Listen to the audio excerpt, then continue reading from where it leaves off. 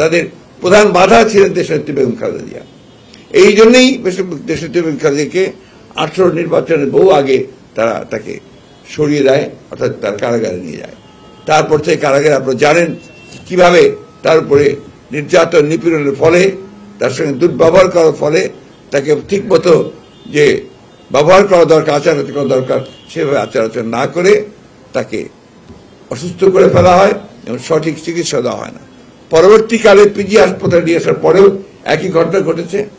পরে জনমতের চাপে এবং আন্তর্জাতিক বিশ্বের চাপে যখন তাকে তারা সেই অবস্থা থেকে তার বাসায় পাঠাতে বাধ্য হয়েছে, সেই সময়ও তারা কিন্তু তার বাইরে গিয়ে চিকিৎসা করাকে নিষিদ্ধ করেছে, শর্ত আরোপ করেছে এবং একই সঙ্গে আপনার ঢাকায় তার যে চলাচল রাজনীতি থেকে দূরে সরে রাখা হয়েছে। আজকে সেই কারণেই আজকে বাংলাদেশের গণতান্ত্রিক আন্দোলন প্রচন্ড রকমের ব্যাহত হয়েছে।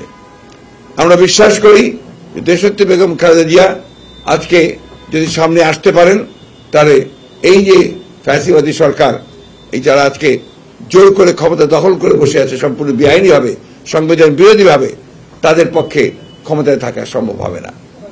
আজকে দেশনেত্রী বেগম খালেদা জিয়া মৃত্যুর সঙ্গে প্রাঞ্জা লড়ছেন। আপনারা জানেন যে প্রায় কিছুদিন পরপরই থেকে হাসপাতালে আসতে হয়।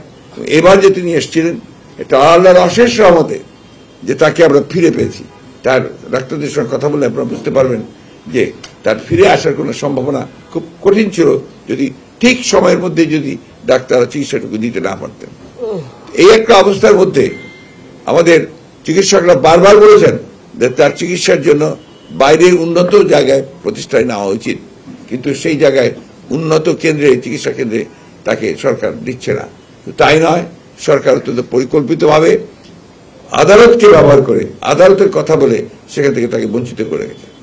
সেই জন্যই সাংবাদিক বন্ধুরা, আজকে বিএনপি সিদ্ধান্ত নিয়েছে যে দেশনেত্রী বেগম খালেদা জিয়ার যে মুক্তির আন্দোলন, এই মুক্তির আন্দোলনকে আরো বেগবান করা হবে এবং এই মুক্তির আন্দোলন অত্যন্ত দৃঢ়তার সঙ্গে বাংলাদেশের জাতীয়তাবাদী দল, সেই সঙ্গে বাংলাদেশ জাতীয় দল আশা করে এর সঙ্গে দেশের আপামর জনসাধারণ তার সঙ্গে একাত্ম হবেন এবং আমাদের বিশ্বাস যে আমাদের সঙ্গে যারা যুগপৎ আন্দোলন করছেন তারা ইতিমধ্যে আপনারা লক্ষ্য করেছেন যে তারা অনেকেই স্টেটমেন্ট দিয়েছেন, তার দেশনেত্রী বেগম খালেদা জিয়ার যে শারীরিক অবস্থাতে উদ্বেগ প্রকাশ করেছেন, তার মুক্তির কথা বলেছেন।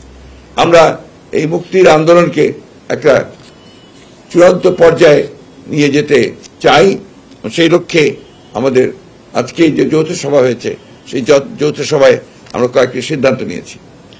এই সিদ্ধান্তগুলোর মধ্যে আছে যে আগামী কত তারিখ হচ্ছে 29শে জুন শনিবার আমাদের নয়াপল্টন অফিসের সামনে সমাবেশ অনুষ্ঠিত হবে দেশনেত্রী বেগম খালেদা জিয়ার নিঃশর্ত মুক্তির দাবিতে। এটা হচ্ছে আপনার 29শে জুন।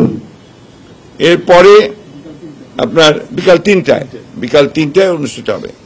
এরপরে হচ্ছে আপনার সারা দেশের মহানগরগুলোতে, সেখানে সোমবার যেটা হচ্ছে 1 তারিখ 1 জুলাই মহানগরগুলোতে এই সমাবেশ, দেশনেত্রী মুক্তির দাবিতে সমাবেশ অনুষ্ঠিত হবে।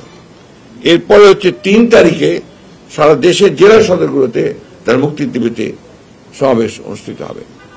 আমরা আশা করব যে আপনাদের মাধ্যমে এটা সমগ্র জনগণের মধ্যে পৌঁছে যাবে এই প্রোগ্রাম কর্মসূচি এবং আমরা এটাও আশা করব, প্রত্যাশা করব জনগণের কাছে যে জনগণ যেন তাদের প্রিয় নেত্রী দেশনেত্রী বেগম খালেদা জিয়াকে তার প্রাণ রক্ষা করা, তাকে মুক্ত বাতাসে রাজনীতি করার সুযোগ সৃষ্টি করে দেওয়ার জন্য তারা আপ্রাণ চেষ্টা করবে এবং তারা আন্দোলনে ঝাঁপিয়ে পড়বে।